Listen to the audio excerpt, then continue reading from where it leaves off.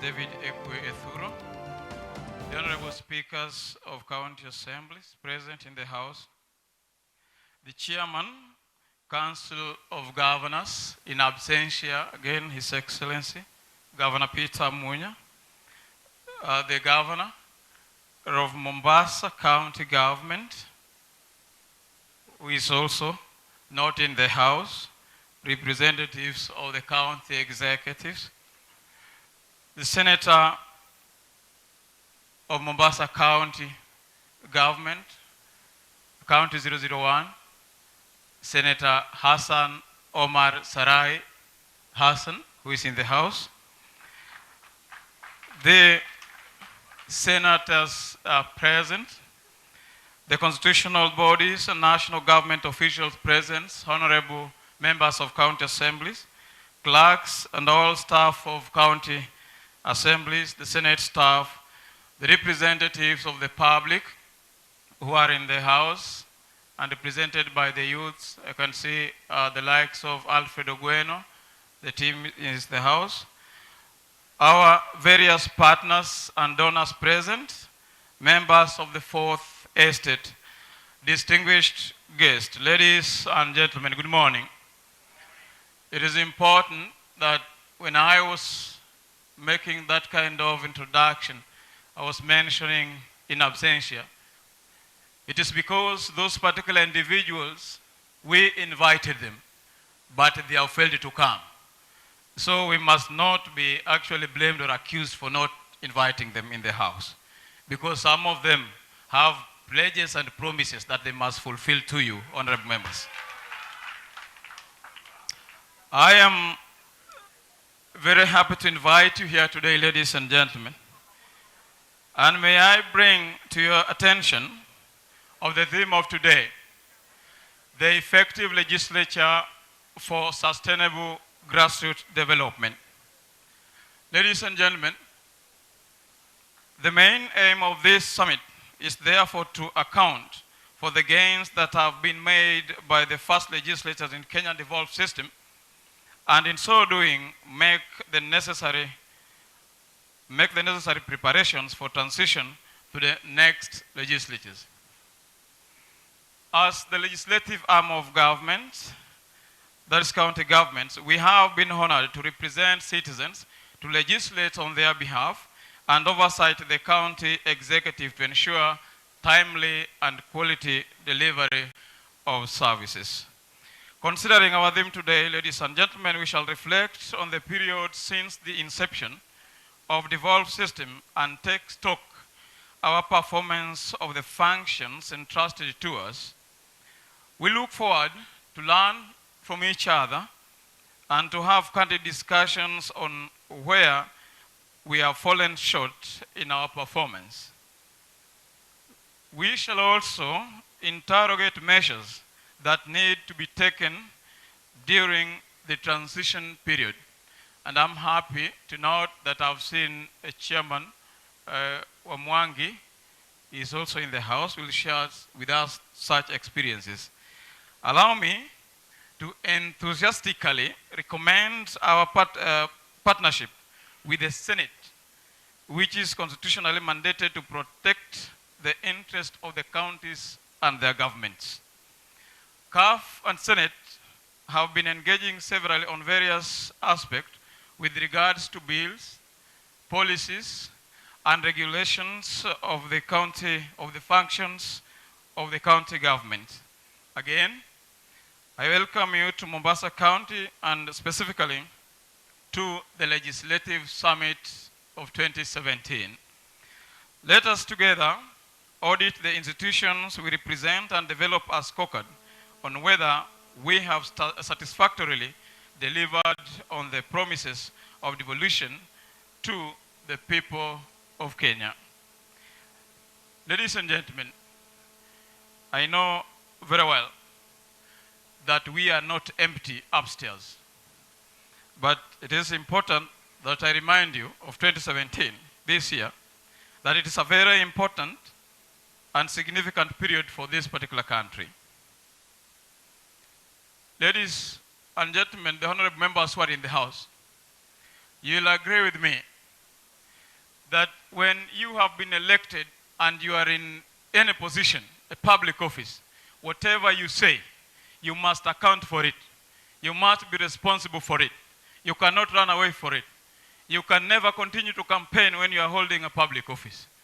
You remember the president himself promised us in the first summit that we held that you, the honorable members, just like is put in the Constitution, that whatever is being done to the National Assembly will be done with the necessary modification to the county assemblies. And you remember that he said the car grant must actually hit your pocket. And today, I must say that the representative is here, a very able representative. That particular answer will be given. Ladies and gentlemen,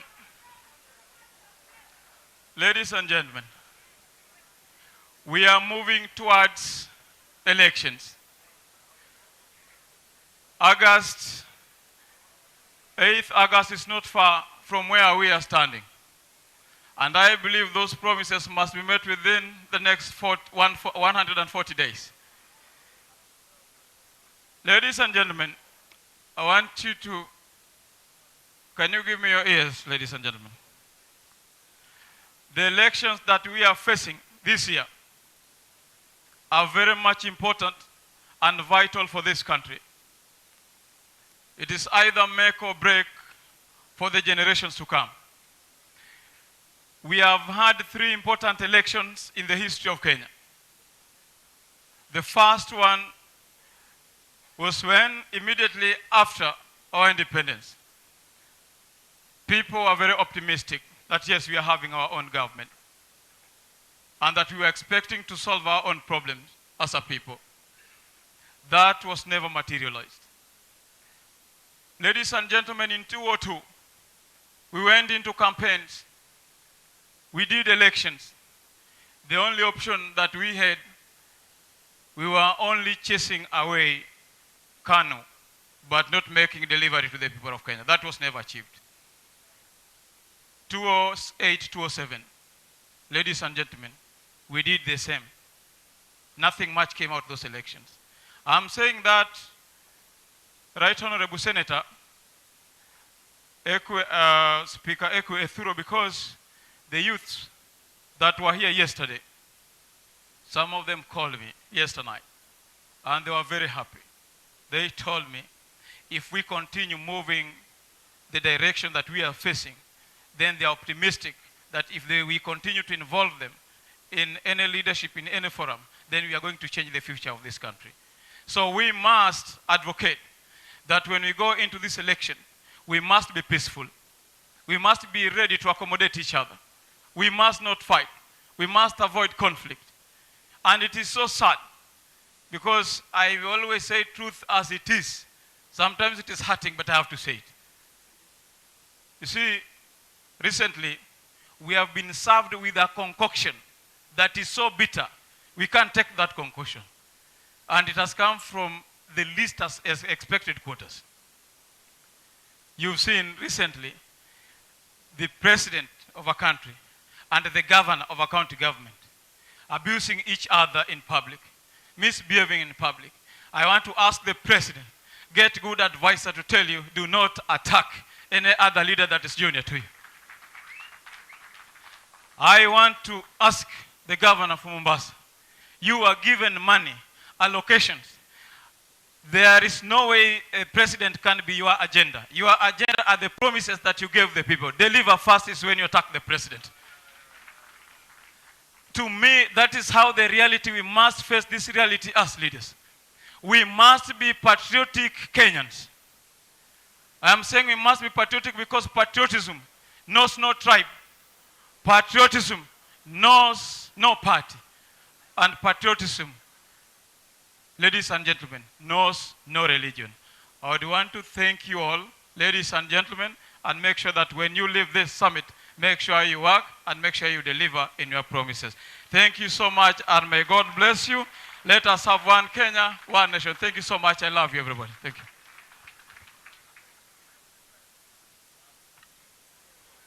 Thank you. Thank you very much.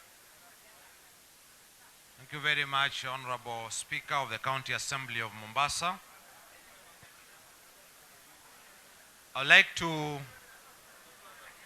take this opportunity now.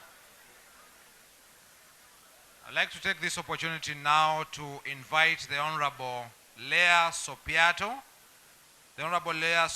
of Kajiado County Assembly, who will read to us a communique concerning the outcomes of various side events that were held, pre-conference side events.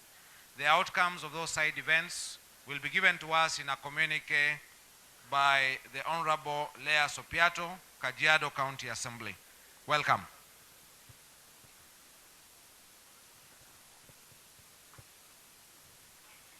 Thank you very much. I take this opportunity to greet you all. Good morning. My name is Honorable Leah Sopiato Sankaire. I'm a nominated member of the County Assembly of Kajiado, and I will take you through a joint communique of the pre-summit events for 1, persons with disability, held on 19th March 2017, 2, women legislators, held on 20th March 2017, and the youth, held on 20th March 2017. And the venue was at the Paradise Beach Hotel in Mombasa County. We have the introduction. The side events of the second legislative summit took place on 19th and 20th March 2017 at the Beach Hotel in Mombasa County. The second legislative summit side event provided the much needed opportunity to review progress made towards mainstreaming Kenya's constitutional principles of equality and inclusion, with specific focus on persons with disability, women, and the youth.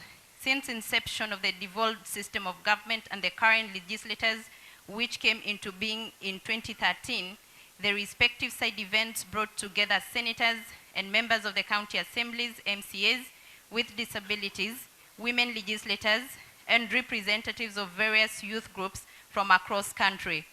This communique outlines the main resolutions of each respective side event as follows. A, legislators with disabilities.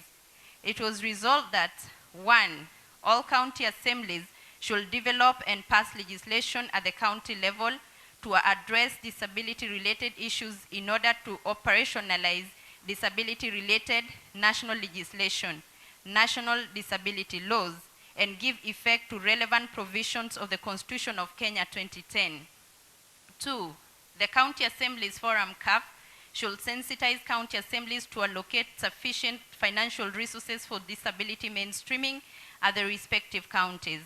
3, CAF should sensitize speakers, clerks, and county assembly service boards to ensure adequate support is given to members of county assemblies with disabilities, including allocation of furnished offices and aids, guides, according to the levels of disability.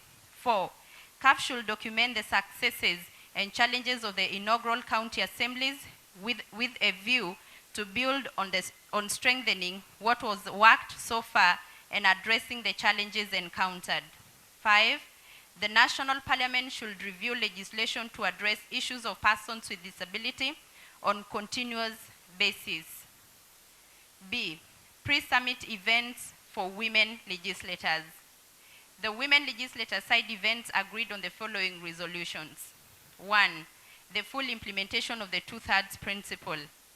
Political parties should put in place mechanism to ensure that 50% of all nominations for elections are women. Women commit to present themselves for elective offices and support one another to capture elective seats. Women call on IBC to play their rightful role as the independent electoral management body to uphold the constitutional principle as enshrined in Article 27(8) and 81(b) and reject any political party list for election that has more than 2/3 of the same gender. I don't know whether women are in the house because I will be getting an applause from them. Number 2, security. Women call upon the Inspector General of Police to take stern measures to ensure that all perpetrators of violence, regardless of their political or social status, are prosecuted to the full extent of the law so as to serve as a deterrent against such criminal acts. Women call upon the IBC to enforce the penalties as enshrined in the Electoral Code of Conduct, where aspirants, candidates, political parties, and their supporters who engage in acts of violence and other electoral malpractices are barred from participating in the electoral processes. And I hope that women are not part of this. Women call upon political parties and aspirants to carry out their campaigns in a peaceful and non-violent manner and to be in front line of safeguarding peace and security of all Kenyans. Number 3, discrimination against women. Women recommend the establishment of an infrastructure development fund to ensure the nominated members of the county assemblies will not face discrimination and will be able to fully discharge their constitutional mandate in dignified manner. To this end, women call upon the CAF and the Senate to carry out a comprehensive need assessment of all county assemblies by September 2017 and make recommendations to CRA on infrastructural development budget. 4, capacity building and gender mainstreaming. Women recommend that gender-inclusive induction programs for the next legislators be developed. 5, protection of devolution and affirmative action.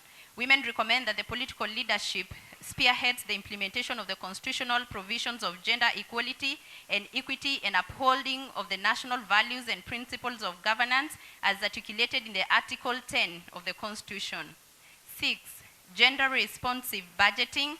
Women call upon the national and county governments to adopt a national policy on gender-responsive budgeting and develop a tool that will require that all budgets are subjected to scrutiny for their gender responsiveness before approval. Documentation of women contribution, that is 7.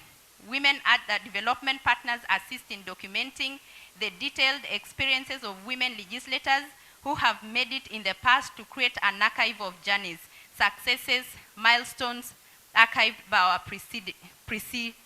predecessors. Misogynistic media coverage of women leaders, 8. While appreciating the initiatives by several media houses to give women coverage, it is however noted that this is not commensurate to that given to men, and therefore request the media to give an equal platform to articulate issues affecting the constituents represented by women. C, pre-summit events for the youth. The youth pre-summit events resolved as follows.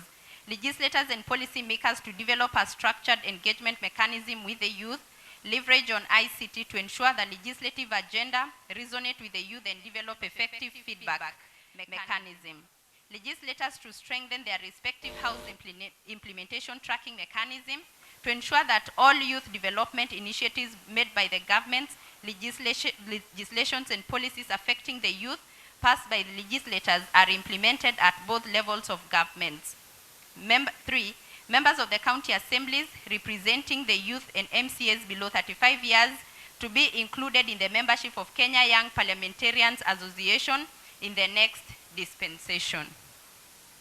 4, the youth to take lead in uniting the country and defeating politics of tribalism and corruption, and adopt a strategy of negotiating hard and aggressively pushing for their agenda. 5, the youth to participate in elective positions and civic activities, legislatures to initiate mentorship programs for youth intending to contest for elective positions. If you are not too young to vote, then you are not too young to run for an office. And I stand with this greatly, because if you are not too young to vote, then you are not too young to run for an office. The legislators to initiate and support legislative interventions that will impact on national and county government programs that promote youth development projects. The youth to be facilitated to leverage on the creative economy, ICT investment, infrastructure, and agriculture.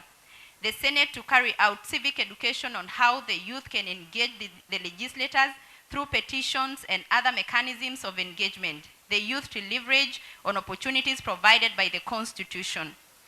The youth to use their organizations as platforms to address the root cause of violence, extremism, and uproot wrong socialization in our country. The youth to use creativity and talent to mainstream their agenda and establish parliamentary clubs. There is need to invest, there is need to invest in a reformed education system that will equip the youth with relevant skills for the job market and invest on entrepreneurial young people who will create jobs for others. The National Parliament's outreach programs to target youth cohorts in the counties in its future strategic partnership and collaborative effort with the county assemblies. Youth organizations to be included in the mailing list of Senate where they can receive all the bills under consideration by the Senate. The youth to actively engage in oversight activities by participating in the budget-making processes both at the county and the national levels and follow up on budget implementation to ensure the public value of its money. The Senate to organize a national legislative youth summit to create a platform for youth to further engages on both legislative and devolution agenda. And that is the end of a summit, and the end of the joint communique of the pre-summit events for this conference. Thank you very much, and we'll be together. Thank you. Thank you very much, the Honorable Leah Sopiato, member of the County Assembly of Kajiado, for that communique. Shall I put the question then on the communique? Shall we put 3 questions or 1 question? So for the communique on persons with disabilities, as many as endorse the resolution say aye. As many as are opposed to the resolutions.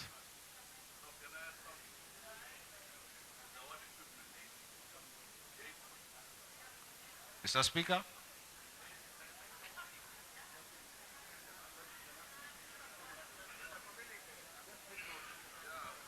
Okay, shall we proceed to the communique on women? As many as endorse the resolution say aye. As many as are opposed to the resolutions say nay. The ayes have it.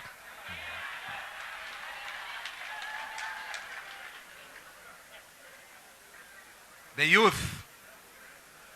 youth, and may I say I had the privilege to participate in the side event for the youth. It was very vibrant, it was very exciting, and I am very pleased with the resolutions that have come out of this, and we are looking forward very much to implementing them. As many as endorse the resolutions coming from that say aye. Aye. The ayes have it. May I now take this opportunity, and may I please join us in acknowledging the Honorable Deputy Chief Justice, Lady Justice Philomena Mwilu, who has just joined us.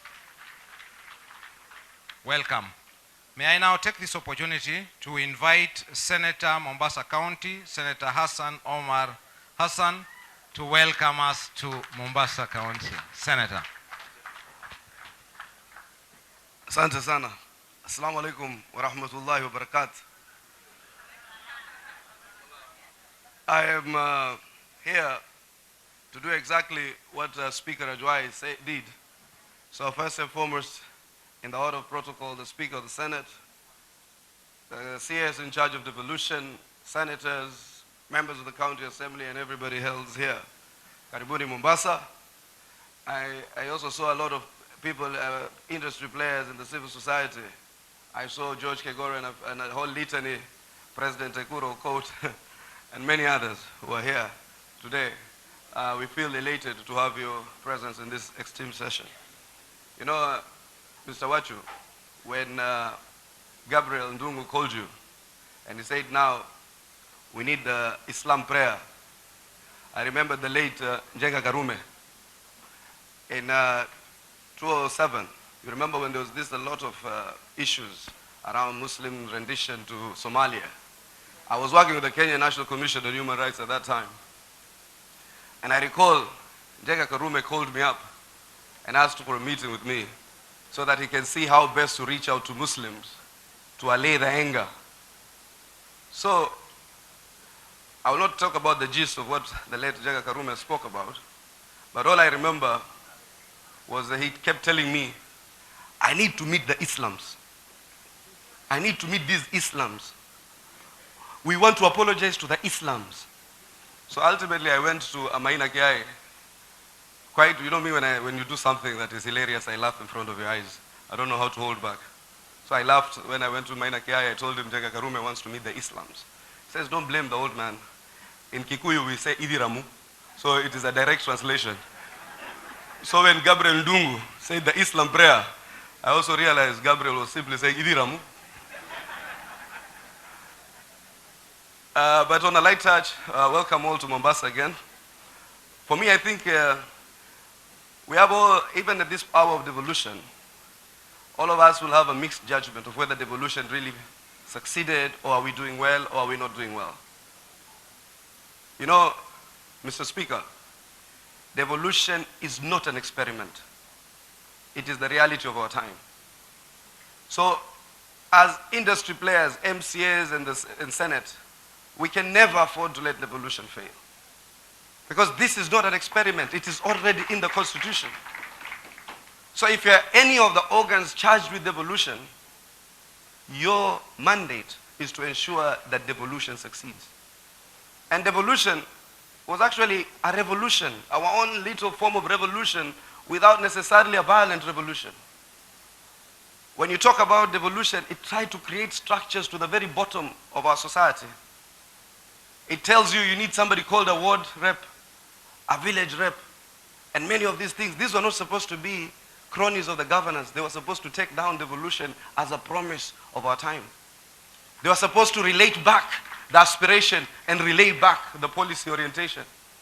Again, what you see these days, everybody is trying to fit in their biggest, crony as a ward rep, and these villagers and these people at the ward rep level think now they have become bosses unto us. The only thing they are short of is to have an escort. So what happens? Devolution has become fairly also a nuisance to people. Not because devolution is a bad idea, but even the way Peter Mwangangi, the way you started devolution, translated our governors into some kind of feudal chiefs. It made our governors to be the colonial governors of the yesteryears and provincial commissioners. Devolution was about the national cake, how we divided the national cake and how we grew the national cake. Most governors treat devolution as a big CDF. Wataka nini kabro, brr, brr, brr. Wataka nini hiyo. And then you show your magnanimity by launching a toilet and a footbridge. It is shameful in Kenya for us to demonstrate our failures. Social justice was a promise at the advent of independence. 50 years on, we are still launching toilets for our people. We have not even achieved the ends of sanitation. Our people live in filth when governors and cronies and people even in our levels live in almost immoral opulence. You go with a whole array of busybodies. You go with a whole array of busybodies, advisors, and everybody to officiate and preside over a small function. The cost of the function itself could actually do another project. Kwa hivyo,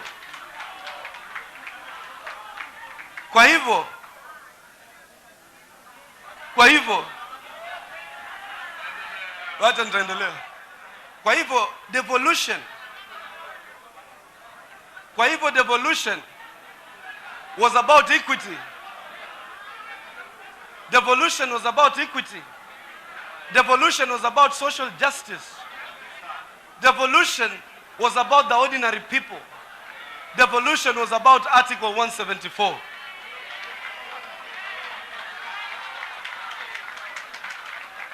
But devolution was never about exclusion. Devolution was about the promise of a better Kenya. Devolution was supposed to achieve social justice. Devolution was about to achieve equity. Devolution was about giving meaningful progress to the most disenfranchised of our society. That was what devolution was about. It was never about creating new feudal chiefs within our lives. And devolution does not talk about equality. It talks about equity. It talks about social justice. And the social justice phenomenon is one of the most radical phenomena in our lives. Social justice means those who are worse off must be better off before those who are better off become well off.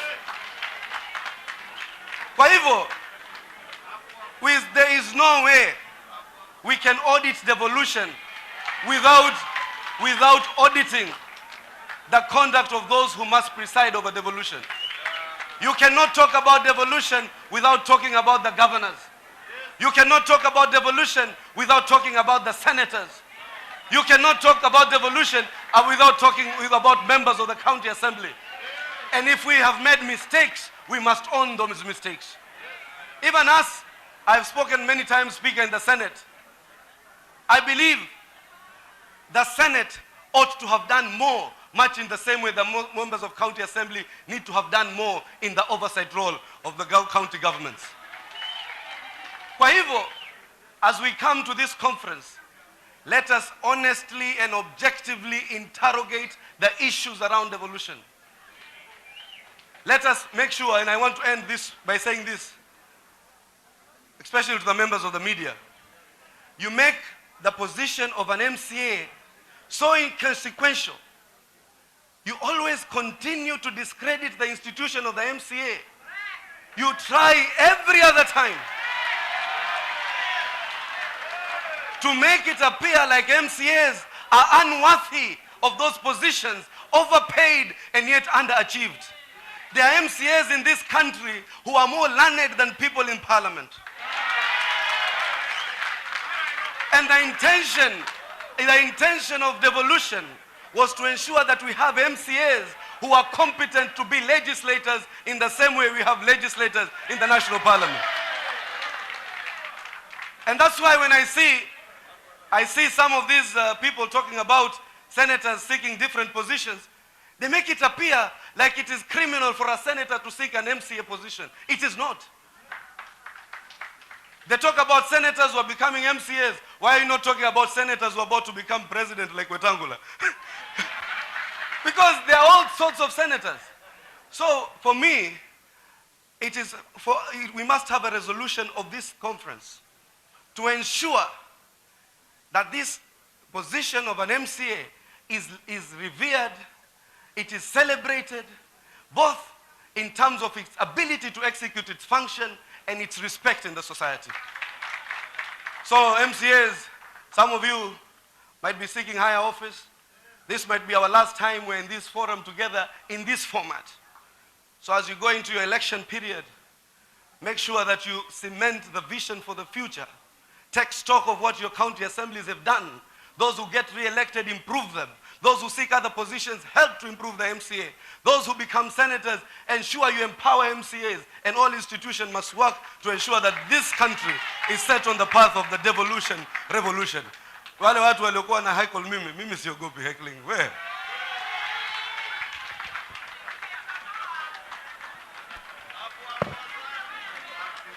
Thank you very much. Thank you very much. I think we asked the Honorable Senator to welcome us to Mombasa. I think we got more than we bargained for. That's not just a warm welcome, it's an electrifying welcome.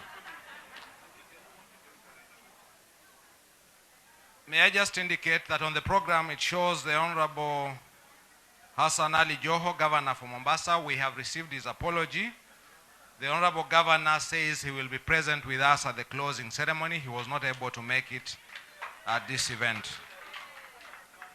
I would like to invite now the Honorable Albert Kochei, Secretary General of the County Assemblies Forum, to make a few remarks. Honorable Kochei.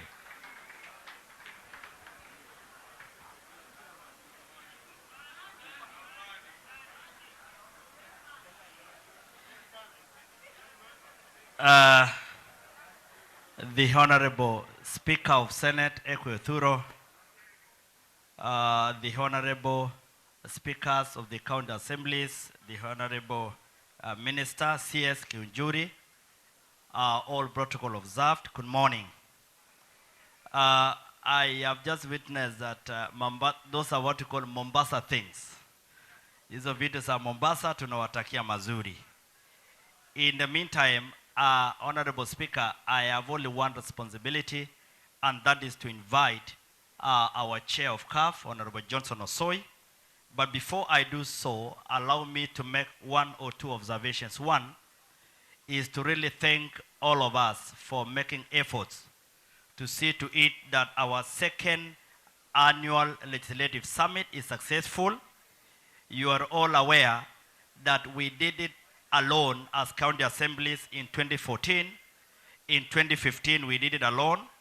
And in 2016, we discovered that working together with Senate is going to give more productivity and is going to make more impact in terms of oversight of the counties. And at this juncture, I really want to thank the Senate for continuous partnership with the County Assembly in hosting this life-changing conference. Secondly, our coming in here presents to us a platform at which we are able to demonstrate to Kenyans and present our scorecard in terms of performance of the legislative arm of county government. Bwana Speaker, this morning I am sure I'm addressing future presidents. This morning I'm addressing men and women that have gone through a thorough experience, life-changing breeding ground in the county assemblies, to an extent that I believe that the county assembly members seated here are candidates to become members of parliament in 2017.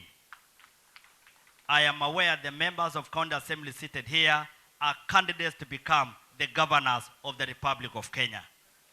The members seated here qualify even to be the senators, and therefore our county assemblies has been a breeding ground to raise well-polished national leaders of the Republic of Kenya. Secondly, I wish to again reiterate the fact that we have come of age. 2013, 2014, we've had a lot of teething problems, but today we are no longer crawling children. We have come of age, we are more mature, we are more stable, and it has given the confidence to the people of Kenya that the role given to us by the Constitution, we have effectively executed. And that is why I would want to say that county assembly is synonymous with devolution. Devolution is successful because of the role played by the honorable members of the county assembly. Finally, because of that, all of you, dear people, you are aware that we are having to a tune of above 20,000 aspiring members of the county assembly. Single, because Kenyans have come to appreciate the constitutional responsibility and role played by the members of county assembly, and that county assembly is not upgraded county councils. And that is why we are seeing all professionals coming out to demand from Kenyans to be given an opportunity to serve them. And so with those few remarks, I wish to ask that we all aware that our oversight cannot be done on a television.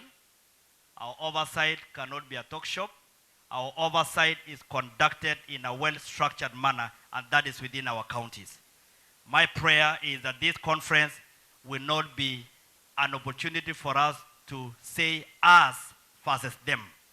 It should be an opportunity to show cause to Kenyans what exactly have we done that deserve our re-election. That should be the tone. And so I want to call all of us that we do not become emotion, but we handle this conference with utter maturity, because Kenyans are watching all of us. Thank you very much. It's my opportunity, therefore, to invite the chair of CAF, Bwana Johnson Osoi, Speaker. Asante sana, Mungu awabariki. Enjoy the session. Thank you very much.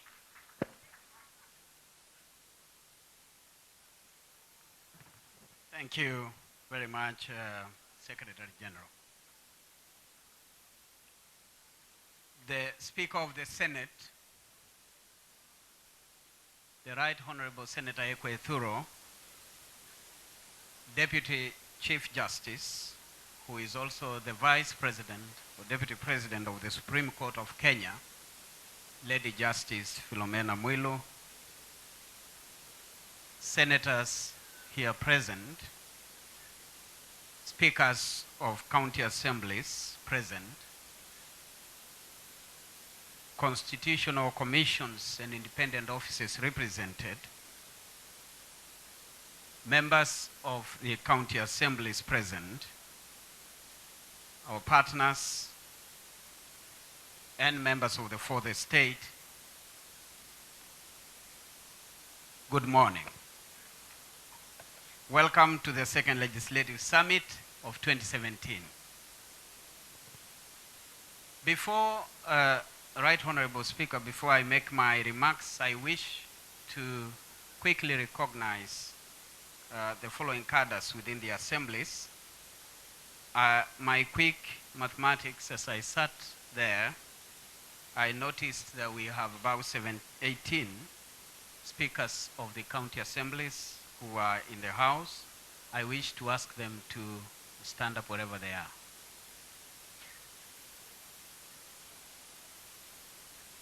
Please give them a round of applause. They're actually more than 18. Thank you. We also have leaders of majority parties, wherever you are, from various assemblies. Leaders of majority parties. Please give them a round of applause. I see about 7 of them. Our deputy speakers from various assemblies. Deputy speakers, I see about, I see a handful of them. Please give them a round of applause. Leaders of minority parties. Leaders of minority parties. I see Makueni, I see Kajiado. Please give them a round of applause. Party whips, whether minority or majority. Party whips. Party whips. Thank you very much. A round of applause. And lastly, members of the county assemblies in the room. If you are an MCA, please be on your feet. I know it is about 90% of this. Thank you very much. Clap for yourselves. Because even if those who are seated clap for you, we might not be able to hear them clap. Thank you. The Right Honorable Speaker, CAF is an umbrella body that brings together 47 assemblies. And this came into being and was necessitated by the need to have standardized approach on matters devolution. I recall, before I read a few remarks, that the devolution journey, particularly as county assemblies, has been or was in the first 3 years not a very pleasant one.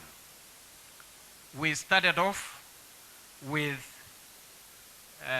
Transition Authority trying their best under the leadership of Peter Mwangangi, and the hype given to county executives was a lot more that we were tempted to imagine that county legislatures were a forgotten lot. And when we took office after swearing in ceremonies, the hype of county presidents, 47 presidents, was quite beyond measure. That MCAs had to beg. Assemblies were not independent. And we had to rely on the county executive to pay salaries and allowances for members. And as the saying goes, he who pays the piper calls the tune. Before long, we realized, I saw a call by young parliamentarians, particularly in the National Assembly, calling Senate Nyumba ya Wazee and actually attempting to call for dissolution of the same. This was another attempt to try and understand the new structure of governance. Before long, we realized that Article 96 provided for express powers and functions of the Senate to oversight counties. And they have powers to legislate and to hold to account county chiefs. Before long, we realized at the county assemblies that MCAs have powers to impeach almost everybody and everything. And a new term in 2013 was called impeachment. In fact, even staff of the county assemblies in some instances were threatened with impeachment, even though the law does not provide for impeaching everybody. And so the reason why I take this mental trip is to show that it has not been an easy walk. It has not been a walk in the park. But I appreciate that on behalf of county assemblies, the Senate being the upper house of parliament, recognizing their mandate under Article 96, came to the rescue of county assemblies, and as I stand here today, all the county assemblies are independent from the executive, thanks to the Senate. We have also seen the Senate come across with laws, pieces of legislation, the latest being one providing for powers, privileges, and immunities of MCAs, because for the last 4 years, we relied on parliamentary standing orders and other pieces of legislation, because where there is no law that talks about a county assembly, then parliamentary procedure applies with necessary modifications. I want to immensely thank the Senate. This second year, we get together as legislators of county assemblies and the Senate to deliberate on issues affecting the devolved governments or devolution. Specifically, this summit will focus on assessing whether, as legislators, we have effectively performed our mandate to facilitate sustainable development.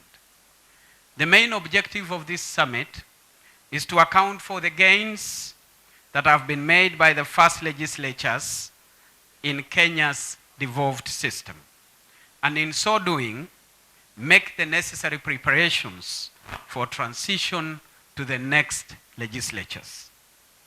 Our well-considered theme, effective legislation for sustainable grassroots development, reflects our commitment to ensure that the legislations we pass result in the social and economic development of our counties and hence our country.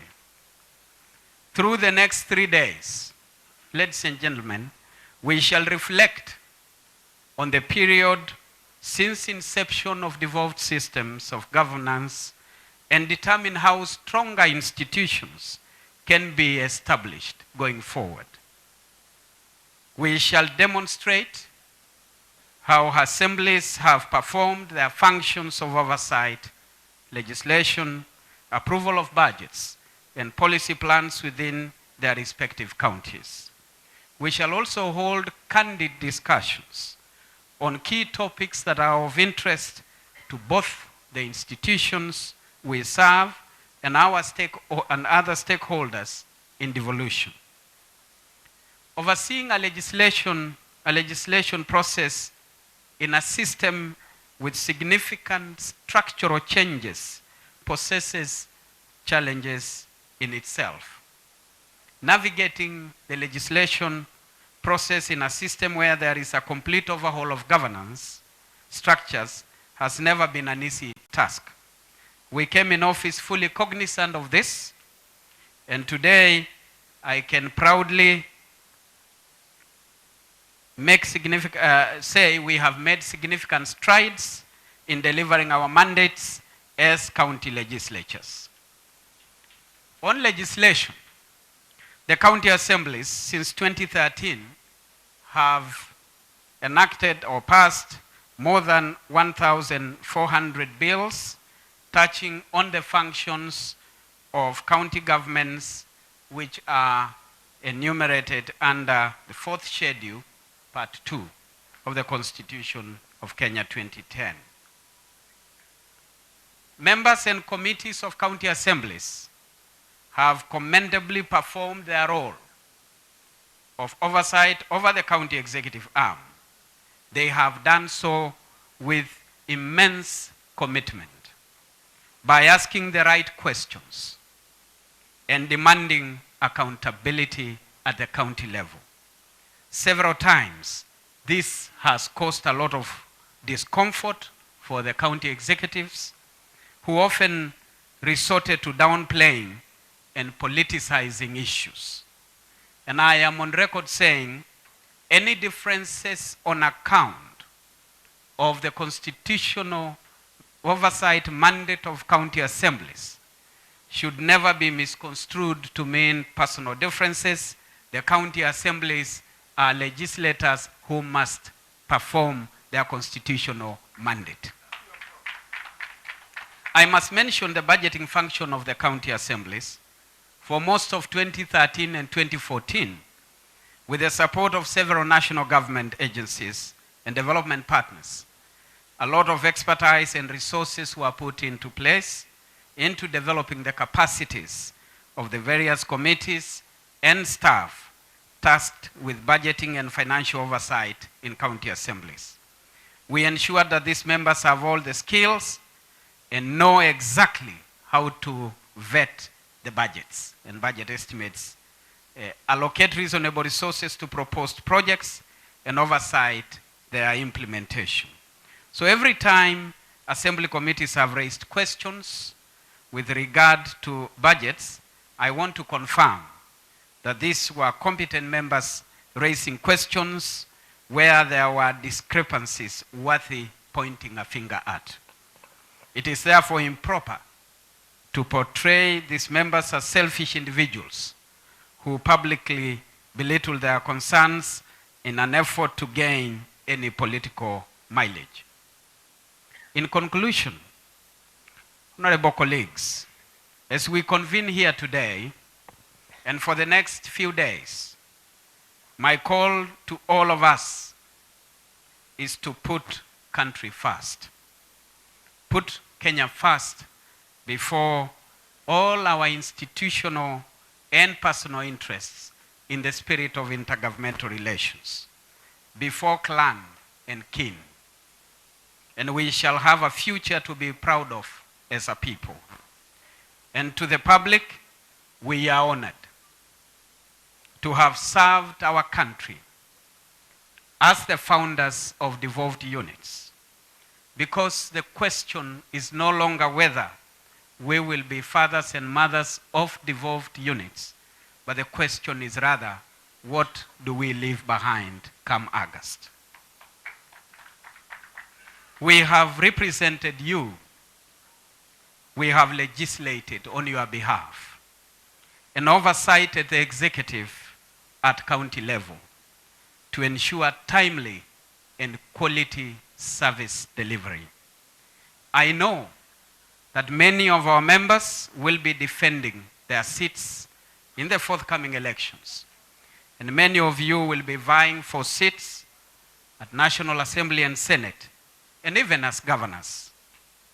We still don't have a presidential aspirant from the county assemblies, but I want to say that, you know, the number of voters that vote for MCAs total to amount of around 4 million. So if MCAs today said one of them to be president, our court, you will be in trouble. And everybody else, even Senator Weta, you have to talk to me nicely. This is 4 million votes.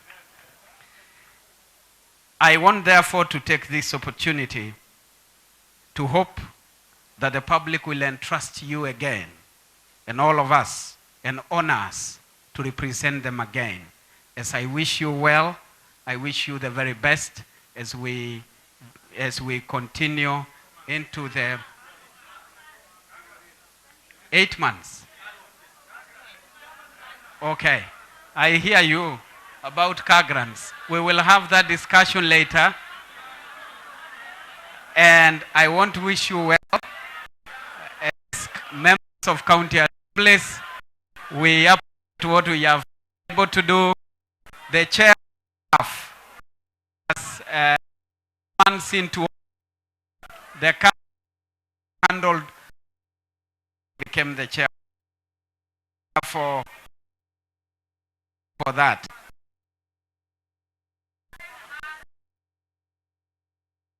Conclusion.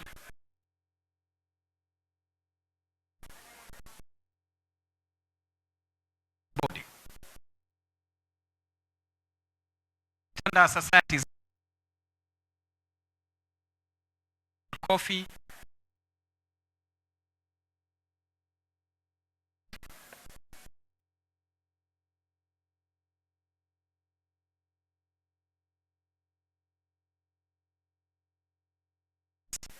This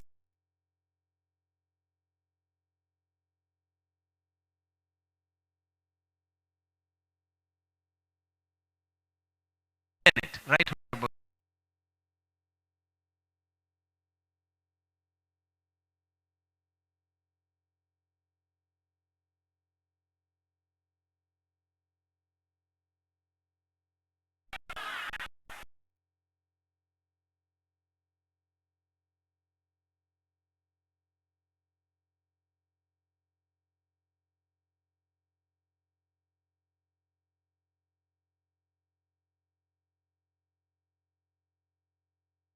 No.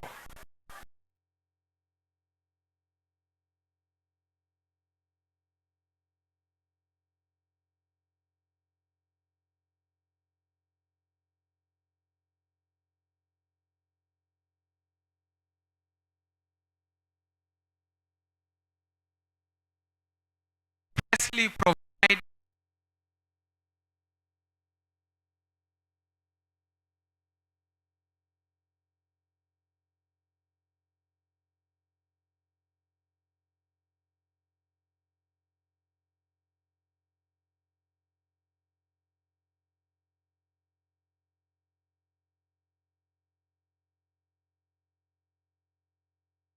five-year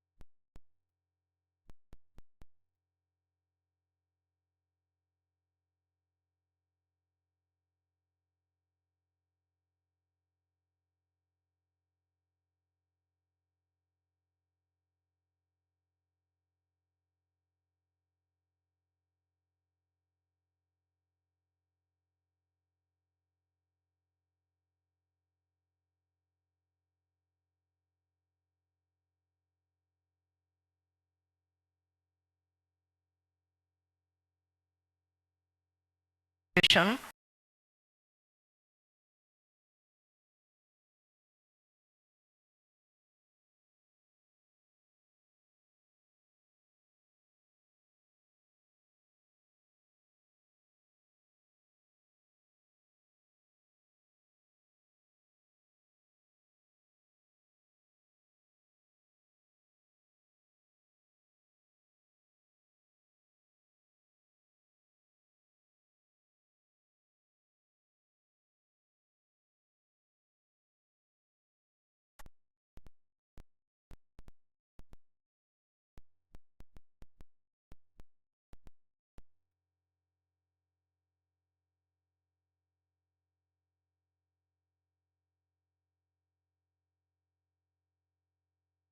he said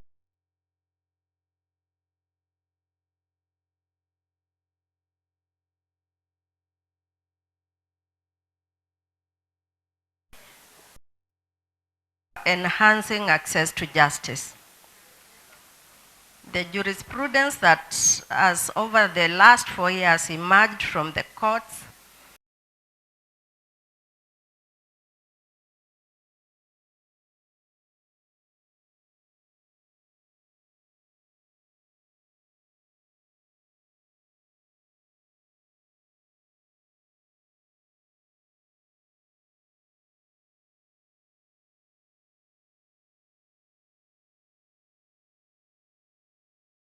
its functions to ensure that dispute resolution through the courts is more accessible at the county level through an expansive program of construction and rehabilitation of our courts, of those physical infrastructure of the judiciary has been undertaken towards decentralizing to the counties.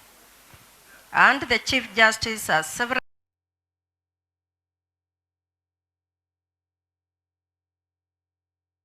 in all the counties shall be finalized by December 2018. We shall further continue the phased out establishment of magistrates courts in all the 290 sub-counties. And this is being matched by the continuous recruitment of judges, magistrates, and other support staff to enable the establishment of the new court stations. Distinguished guests, as I stated earlier, the transition of governance will be ushered in through the 2017 general elections. The judiciary is aware of the critical role it plays in protecting the integrity of the electoral process through the resolution of election-related disputes and adjudicating on election-related offenses. I want to tell you here and now that the judiciary is prepared, it is ready, and we are able to handle all those disputes that will arise from the 2017 August elections. And we are ready because we have undergone rigorous preparation within the institution that, as I have said before, commenced as soon as we finalized with the last elections. Only last Friday, the Chief Justice gazetted 92 special magistrates who are going to be dealing with election offenses that arise from this process. What that means is this, that you are going to have to conduct yourselves within the law, because one step outside, we are ready and we are waiting for you. There's something called the Election Offences Act. I urge us to make ourselves familiar with its contents, because I repeat, we are ready for you.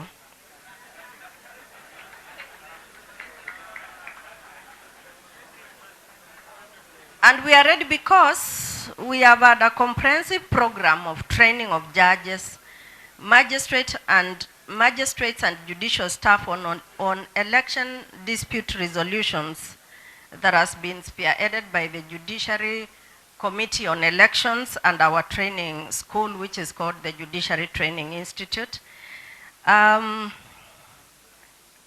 Finally, we are ready for you, and we are ready for you within the stipulated constitutional timeframes. Don't try to test us, because I repeat, we are ready for you.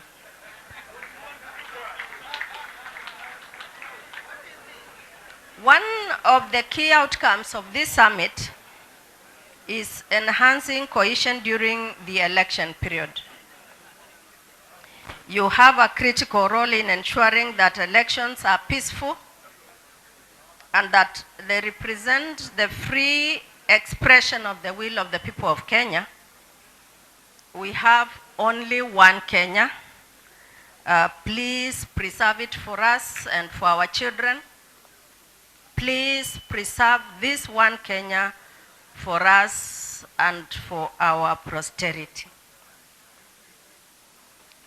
We know the nature of competitive elections, but they can be peaceful if the people that conduct them conduct themselves within the law.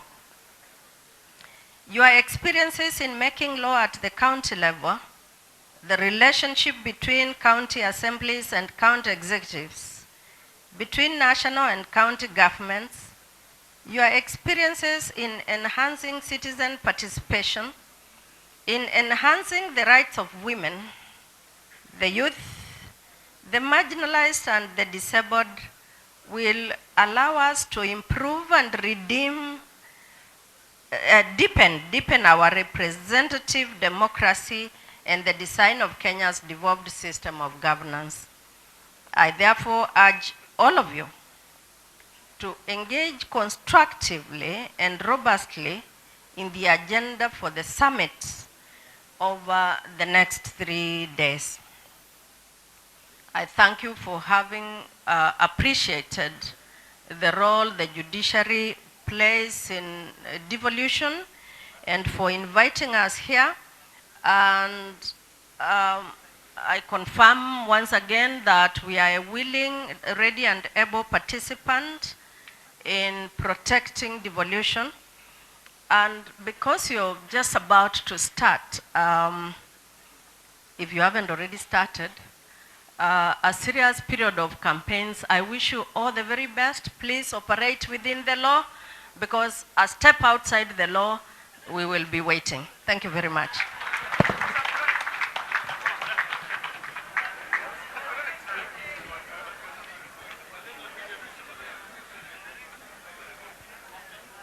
Thank you very much. The judiciary is definitely ready for you.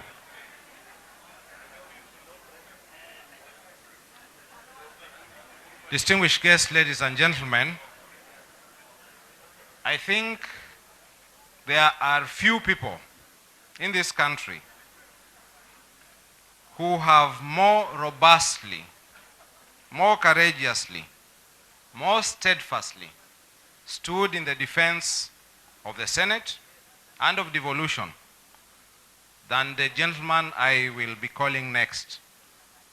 Let us put together our hands for the Right Honorable Speaker of the Senate, Senator David Ekwee Ethuro.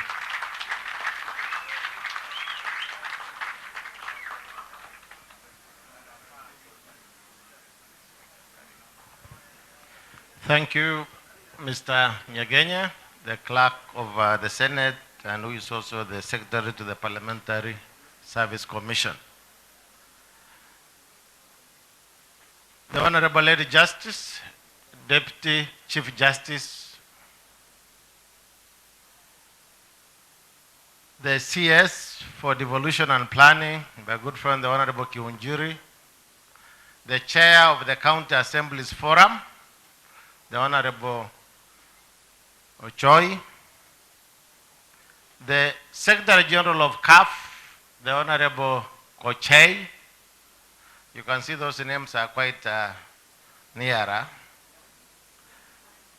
The distinguished senators present, the speakers of the county assemblies, the commissioners representing the independent commission supporting devolution, special recognition to Speaker Emeritus, Speaker Ole Kaparo, the honorable members of county assemblies. Salam alaikum. I am extremely pleased to participate in the second legislative summit and to see the kind of turn-up that all of us have ensured our presence in this particular place. I want to say, as the Speaker of the Senate, that we decided to interpret our constitutional mandate and to partner with the county assemblies. And for the last 4 years, we have been able to work quite closely, and I think we achieved a lot. We are therefore here to celebrate the gains of devolution through our impact as the lawmakers. An impact that is usually not seen as visibly as a development project. An impact that sometimes gets lost because people want to see who is living large. But I want to confirm to the nation that the law of legislation in development cannot be gainsaid. A country like ours that went through 50 years of serious challenges, resulting in the post-election violence in 2007-2008, we made a deliberate and conscious effort that we are going to give ourselves a new governance, a new constitution. And so 4 years down the road, as the new enablers of that constitutional framework and a development paradigm, we are here to celebrate the gains in terms of those institutions that are there to implement the new development agenda for our republic. On the part of the Senate, we have done our bit under very difficult challenges. And I would imagine even the county assemblies and any new institution that comes into place, the public is asking all of us, what is your contribution in the last 4 years? That to me is not a question we should shy away from. That to me is an opportunity to tell the republic what we have been able to do. And so we come here. We may not have achieved all we wanted to realize, but I want to plead with the distinguished honorable members. The public is watching, and they want to see how we can conduct ourselves. If we discuss our issues with decorum and dignity. Then the country will know we elected responsible leaders. This is an opportunity for us, why we organize these meetings, to look at the kind of challenges we have faced in terms of our relations, in terms of our capacities, and more importantly, what have we delivered for the Republic. The Senate, with the System of Transition Authority, decided to transfer all the devolved functions to the counties at once. The Senate decided that resources must follow functions. And we are on record that each and every year we have been able to request for more resources to go to the counties of our Republic. And then we realize that once the resources go to the counties, the county assemblies do not have their own budget line. That's a struggle at the national parliament. We have struggled for so many years. You are lucky because you had the Senate being the guardian devolution. We were able to resolve it in phase 1. And so we have had all these challenges, but every challenge that has come to us, I think we have been able to rise to the occasion and deliver on behalf of our counties. To the extent, we had 2 special bills that we needed support. One particular one is the one we popularly call Senator Sang's bill. This is where we created a framework for consultations, for priority setting of our development programs at the county level, the County Development Board. Because when you are engaged in a massive activity like developing some of these counties, without a framework in which the entire elected leadership, because all of you, at the end of the day, you will have those 6 ballot boxes. Except for the presidency, the rest of you have that particular stake at the county level. Where now you will be able to decide what are the priorities of the county and you do your bit. That one I must admit, we succeeded actually, but it has been challenged in court and we leave it to the judiciary since the late justice has confirmed they are ready for us. The second one, because we realize the challenges also on oversight and monitoring of development projects. On my way here, I decided to see the infrastructure of the senators' offices and the assemblies. And you can imagine the modest investment that we have put in you. The kind of accountability you have been able to do. If that could have been enhanced, then there would be value for money that we give to our counties. And so as we celebrate how effective legislatures can impact on sustainable development at the grassroots level, we want this particular summit.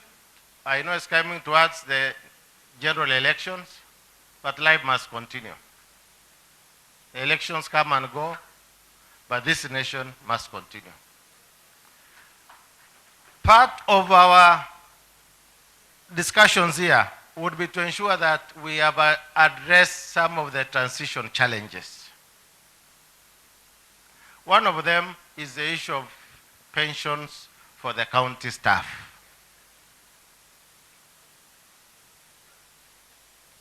Part of the plenums we'll be discussing is how to address such issues. Because in a stable democracy, and that has been my plea to all of us, why we have a democracy is so that we don't deal with the rule of the jungle.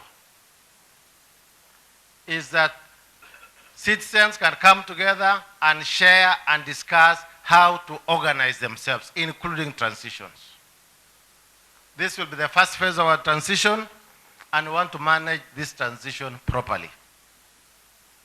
So I hope you will at least learn something from how we'll proceed with this particular transition. Secondly, we would like to look at what has been some of the challenges. When you refer to the objectives of devolution, Article 174 in particular, I would like us to say 4 years ago, we were providing water up to a particular point. Now, we have made improvements to the next nearer. It cannot be as the ones who are guarding and protecting devolution that our people are still getting water that is not treated. That our people are still not reaching the health facilities. These are all devolved functions. I want us to examine what is it that we can do to accelerate at least the basic services of water, food security, health, and infrastructure.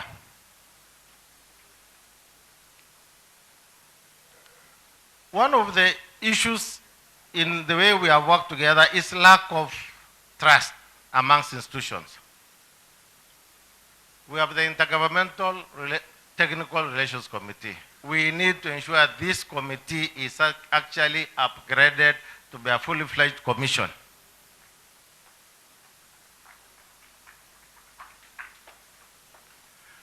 So that we can go to this commission if we have issues, because the Constitution is very clear.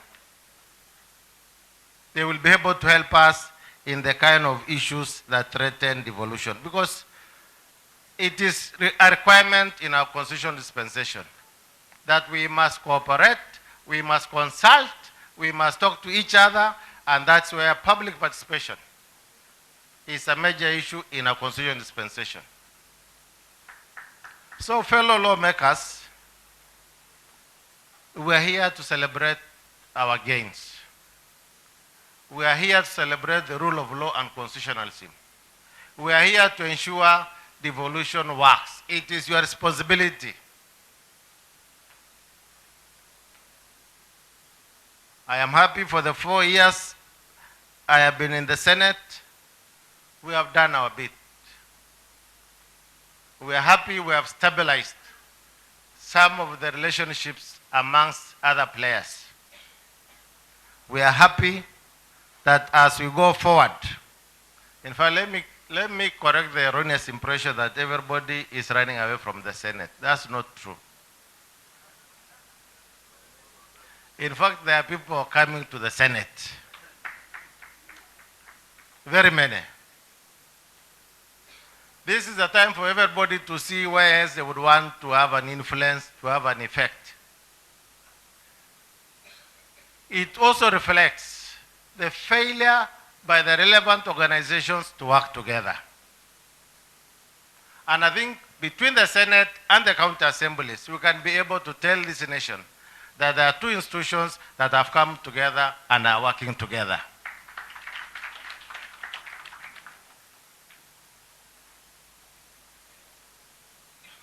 So anybody, as I conclude, anybody thinking that you can kill the Senate and still have devolution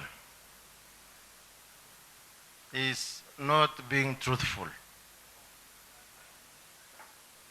This is the same story we saw at independence. We are not fools. It is written and documented. And for it to be repeated in the 21st century, we must condemn it in the strongest terms possible. That it cannot be that every 50 years we go and change our system. We start something, we kill it for another 50 years, you want to change it again. I want to believe we have learned from our past. This is the opportunity now to set our country on the right footing for the sake of our people. And we have a responsibility to do our job as the people elected to discharge that particular mandate. The country is watching, our God is watching, And so I look forward that as we come to the last legislative summit, that in the next couple of months, you will organize your campaigns in a very peaceful manner, knowing that this country is more important than us. You will organize, you will not be a candidate for the judiciary, because we will go out there and campaign, tell the people what you have done, let's conduct our elections in a peaceful manner. And I want to wish all of you who are running for offices all the best. You have done your bit in the last 4 years. It may not be appreciated, but just know you did your best and God will be there for you. God bless Kenya.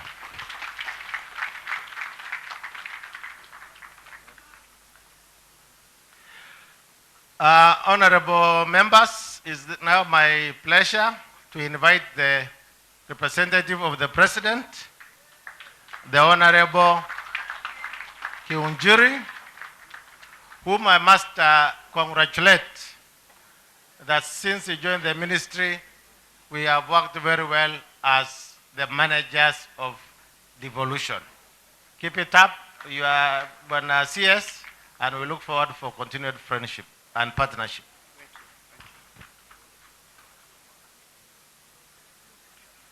Thank you, Mr. Speaker, for the kind words.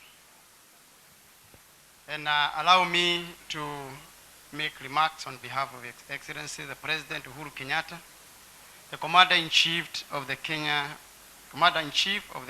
Defense Forces. The Speaker of the National Assembly, Honorable Lady Justice Philomena Mwilu, Deputy Chief Justice, Senators present, members of the County Assembly, distinguished guests, ladies and gentlemen. Now may I read the remarks of the President. Good morning. It is, oh, sorry. Good afternoon. It is a great pleasure to return to Mombasa. It is an even greater honor to see so many distinguished Kenyans, and I look forward to our deliberations. The theme of the conference is effective registration for sustainable grassroots development. Now, grassroots development is a process of deliberate social change that gives priority to local organizing, visioning, and decision making. It is an alternative to the trickle-down approach, the local development in poor communities. As it happens, trickle-down approaches have a long history in rural community development. Too often, they have left us legacies of poverty, corruption, and marginalization. It is against this background that Kenyans passed a new constitution in 2010 that provides for a devolved system of governance. Devolution in Kenya moves away from the previous system where authority, power, and resources resided at the center of government and then flowed down through a decentralized system of local governments. Our new system of devolution demands that decision-making, powers, and resources be transferred to county governments. At the bottom, that means counties decide for themselves how funds shall be utilized and which projects shall be prioritized. The transition is extraordinary. Like all transitions in this nation, it will not happen overnight. We must be patient. After all, changing the status quo of administration, as we have known it for 50 years, is no simple task.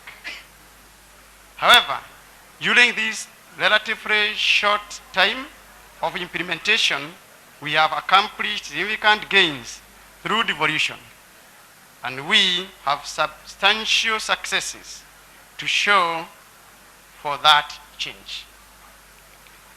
Among the achievements, it is this Jubilee administration that turned the constitutional vision of devolution into a reality. There are now 47 operational and functional county governments.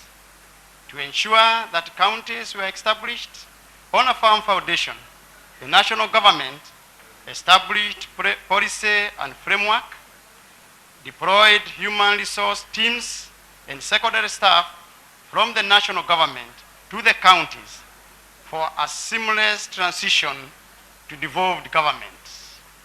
Training and induction delivered in the areas of public finance management, preparation of county integrated development plans, human resource management, and legislative drafting. Provided physical infrastructure to house the various county headquarters and assemblies. At the close of the transition period, that is March 2016, all the significant functions assigned to counties by the Constitution had been transferred. At the close of the transition, county governments are now fully mandated to deal with local development needs prescribed by those functions. Over the past 4 years, devolution has been generously resourced, which is a sign that the government is committed to making devolution succeed. In the financial year 2013-14, Kenya shillings 210 billion was set aside for county governments. In the year 2014-15, Kenya shillings 226 billion was set aside. Kenya shillings 287 billion in the year 2015-16, and Kenya shillings 302 billion in the financial year 2016-17. The total allocation at the end of 2016-17 financial year will be a grand total of 1 trillion. It should be appreciated that the county government's allocation has always exceeded the constitutional minimum threshold of 15%. And in keeping with our commitment to deal with inequalities, Kenya shillings 108 billion of the 1 trillion has gone directly to arid and semi-arid counties. In addition, the Equalization Fund has set aside Kenya shillings 6 billion for areas that were previously marginalized. My government has facilitated the establishment of several intergovernmental mechanisms to hasten and smoothen the devolution process. The bodies include the following: the Intergovernmental Sectoral Forums, National and County Government Coordinating Summit, the Council of Governors, Intergovernmental Budget and Economic Council, IBEC, the Intergovernmental Relations Technical Committee, IGTRTC, which is the successor of Transition Authority. The Cabinet approved devolution policy, which outlines how both levels of government will continue to strengthen the gains of devolution. The policy provides a framework for promoting consultation, cooperation, and coordination between the two levels of government. In line with the functions outlined in Schedule 4 of the Constitution, the Ministry of Devolution developed and implemented a national capacity building framework for the counties, which provides a coordinated, structured, and demand-driven support to counties to address their specific capacity needs. Under this framework, we have done the following: developed and disseminated 51 county model laws to counties and trained county officials to raise the quality of legislation passed by our county assemblies, supplied on the job training of county staff by experts from national government, developed standards and norms to govern operations of the counties. The Ministry of Devolution also issued public participation guidelines that have clarified how important national value should be built into public programs. This, in turn, has led to increase in citizen participation at the local level, thereby better aligning national resources and development to local needs. Ladies and gentlemen, despite these progresses, the implementation of the devolution process has not been without challenges. To begin with, despite constitutional clarity of most issues, institutional stakeholders of devolution have been at odds with one another. These past 4 years, functions, mandates, and even resources seems to be the main causes of these disputes. We have witnessed differences between the national government, the county government, between the Senate and the National Assembly, between county executives and county assemblies, and between county government and the Senate. These past few months also saw strikes by the health personnel negatively impacting service provision. The Auditor General and Controller of Budget reports of county finances have raised concern on cases of mismanagement and violation of regulations. These challenges demand patience. This is a huge transition. We need to be patient. We need to patiently work together to overcome our challenges and to realize the dream of devolution. As such, the process of our engagement should evolve into one of negotiation and cooperation. It is for this reason that the organizers of the conference included a session of promoting alternative dispute resolution mechanisms. Ladies and gentlemen, in conclusion, I would like to single out the central role played by the Senate and the county assemblies, which have been very key to the success of devolution. In particular, I would like to commend the Senate, which has ably lived up to its mandate of protecting the interests of the counties and their governments. In an environment where suspicions and disagreements are the norm, the Senate has distinguished itself by its sober and mature approach of issues. This is something we can all emulate. County assemblies also deserve our recognition for being centers of accountability at the county level. The Constitution sought to decentralize power and resources as well as to enhance separation of powers at all levels. County assemblies have taken this to heart and transformed our governance at the county level. Their efforts at ensuring that county resources are spent prudently are commendable. I have no doubt that the devolved system of government is on course and working. I look forward to working more closely with the Senate and county assemblies and other stakeholders towards attaining the devolution promise. With those remarks, now declare the second legislative summit officially open.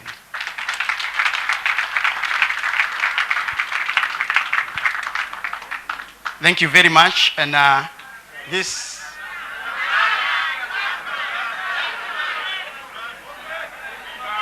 yeah.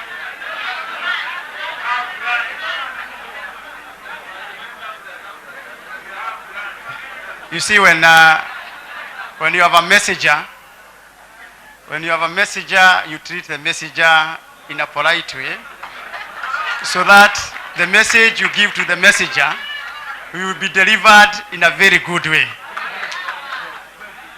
so that the messenger will also be happy and also can put a good word. Yeah? Cannot amend the message in a better way. I've heard the concerns of the members of the county assembly. I've heard about the issue of the grant. Car grant, and also the question of section 177(4) of the Constitution. And I think the best way, now that I have stepped down, no longer now, these are not remarks of His Excellency the President. The best thing is for us to have a team that you sit down with me and be able, because you are giving me a message, isn't it? And I'm getting the message from you, isn't it? For example, everybody is concerned about section 177(4) of the Constitution. The members of Parliament raised it, the Senate raised it, and the Assembly raised it. And you can also be assured, if it goes through, I'm happy to be a minister another 8 months. And therefore, collectively, we shall be asking Lady Justice Philomena to issue the verdict early enough, so that we can do our fate. Already, you know, in the next few weeks, in about 40 days, our fate will be sealed in one way or the other. As we go through nominations, because what happens during the nominations, at least 90% transit on what happens in August. And therefore, now that we have enough, the politicians already, they have their own enough problems now, it is good that we give this verdict early enough. That one is a good appeal for you. On the car grant, let me say the following.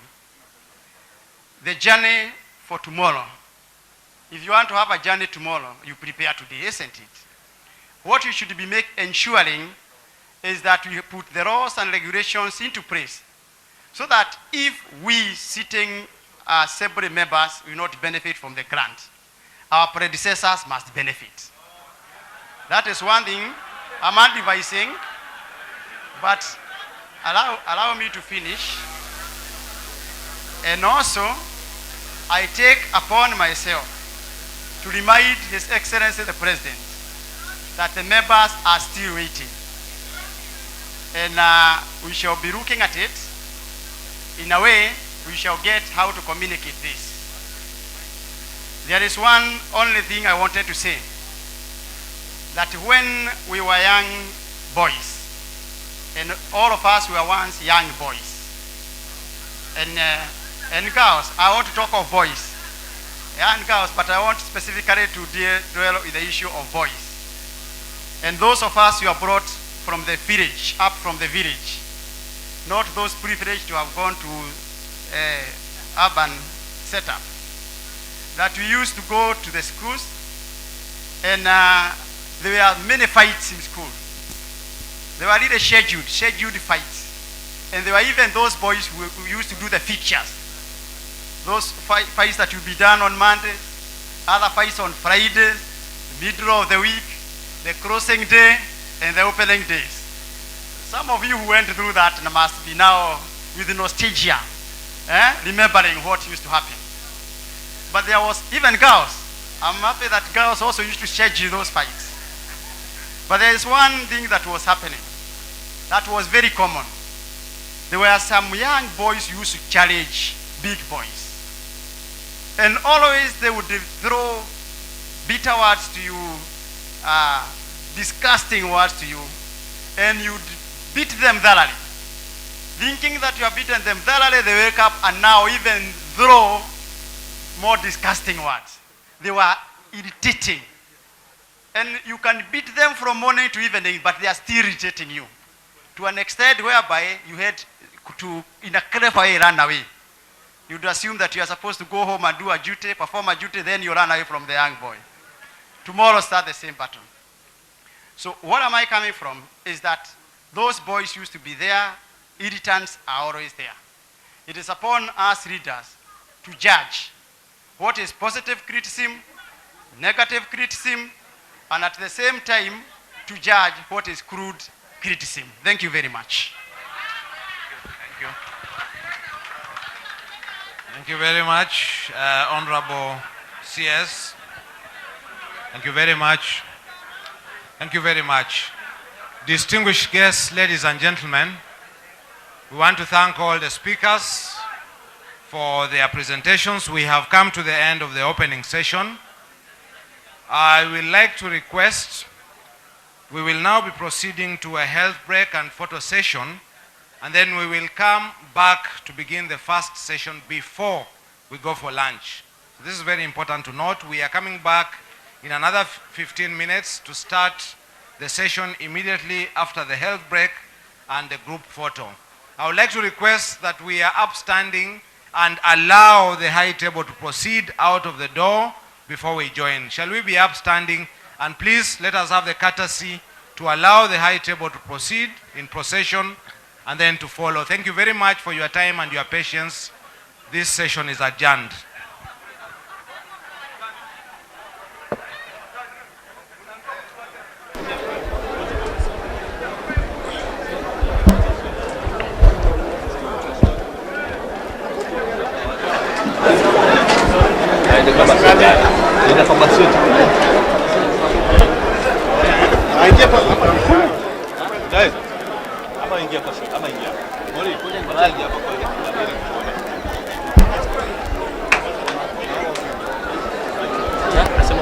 Gone.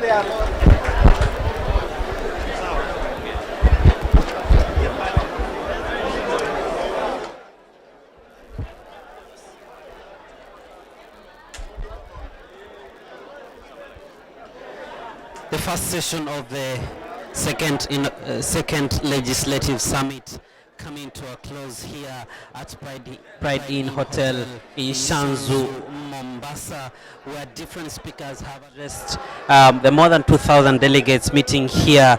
And we had the first speaker there, the Speaker of Mombasa, Thaddeus Rajwai, giving his opening remarks, as well as the Senator of Mombasa, Hassan Omar, saying that, and he insisted that members of county assemblies should be respected. It's still an institution that is helpful in ensuring that devolution is achieved. And then we had the chairperson of the County Assemblies Forum, that is Johnson Osoy, giving an overview of the expectations of this summit here in Mombasa. And then we had Albert Kochei saying that about 20,000, there are now about 20,000 aspiring MCAs, and Kenyans are starting to appreciate the role played by MCAs, and the institution should be respected. Yes, and interestingly, the issue, an issue that came up during the last, the inaugural legislative summit that took place here in Mombasa last year in May, has resurfaced. That is MCAs asking for interpretation of the Constitution. What does it mean? And they are saying that the first time they came into office on the 4th of March 2013, and as per the Constitution, that term ends on the 4th of March, that is 2018. That means if they have their way, they might be leaving office 8 months after the general election, and they want the relevant government bodies to give an interpretation on that. We also had Philomena Mwilu, the Deputy Chief Justice, giving her remarks, and she was saying that the judiciary is well prepared and ready to hear and handle disputes arising from the 2017 general election. She's saying that the government, or rather that particular arm of the government, has prepared rigorously to handle all the petitions that may arise from that particular exercise. Finally, we had, not really finally, but we had Ekwee Ethuro, the Speaker of Senate, giving some of the gains of devolution and some of the challenges, saying that some of the challenges include the failure by different organizations to work together from the start. But as we speak right now, bodies are starting to engage and work together to ensure that devolution is achieved. I remember the theme for this year. Is and maybe because I'm joined by one of the senators here, Amos Wako. Just for your remarks, we are live on NTV. what are your remarks about this particular conference here in Mombasa? This particular conference is very important because it is the last of the annual legislative conferences before the general election. And therefore, we have, as legislatures, both at national and county levels, to review what we have done so far, what we have not done, what are the factors and difficulties that we have encountered, and then those will come, will deal with those factors and difficulties. And maybe what can you say are some of the successes so far? Now, some of the successes so far have been the Senate helping the county assemblies to realize their position under the Constitution. Number one, for the first 3 years, the money that is voted to go to the assemblies was passing through the executive. And many county assemblies were meeting a lot of frustrations in now accessing that money. We were able now to, our Senate, my committee and the Committee of Finance was able to successfully separate the two so that the assemblies are now getting money directly. Because the assemblies are supposed to oversight the county executive. And if the county executive has control over the money that goes to the assemblies, there will be no independence. My committee has also put the county assemblies on the same level as National Assembly as far as privileges and immunities are concerned. We initiated a legislation called the County Assembly Privileges Act, which I'm glad that the President signed it into law about 2 weeks ago. What does that mean for county assembly? That means that they are now really honorable members of the county assembly with the same powers and privileges that a member of parliament has. Powers and privileges. In other words,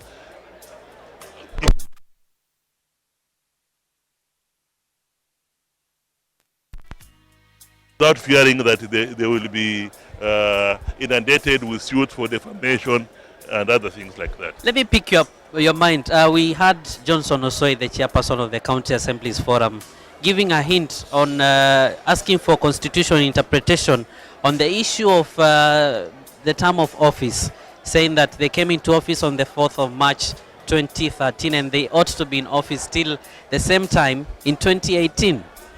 Yeah, there are two interpretations on that one. One interpretation is that when they were campaigning to become members of the county assembly, they were aware of the constitutional provisions, part of which said there must be a general election in August. So they cannot say that they were not aware of that particular constitutional provision.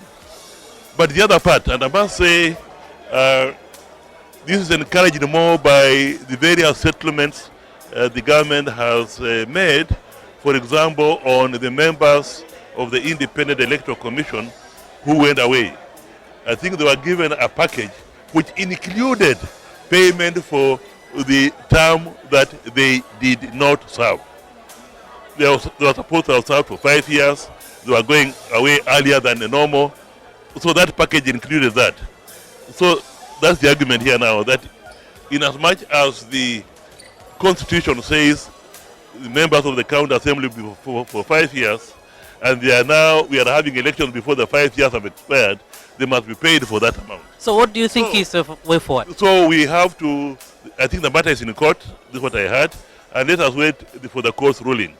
And the minister has asked the Deputy Chief Justice for a ruling to be made on that as quickly as possible. Thank you so much, Senator Amos Wako. I think we will be waiting for, you can just... Yeah, thank you. I want to meet somebody whom I call Mr. Devolution. He's called Dr. Yes, yes. I think because we are live on TV, you can just meet him.